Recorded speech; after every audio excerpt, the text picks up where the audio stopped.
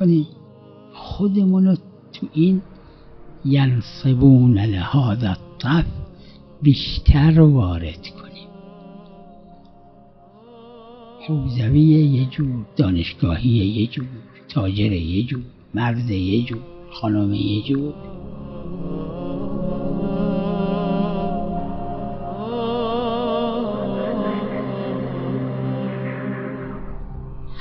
همین امروز میتونن خورده دنیا رو پر حسینیه کنن. حسینیه یعنی خانه امام حسین علیه السلام. دنیا رو پر عزاداری بکنن، دنیا رو پر همون علمن که پیغمبر خدا فرمودن بکنن. شدنیه، خورده میشه.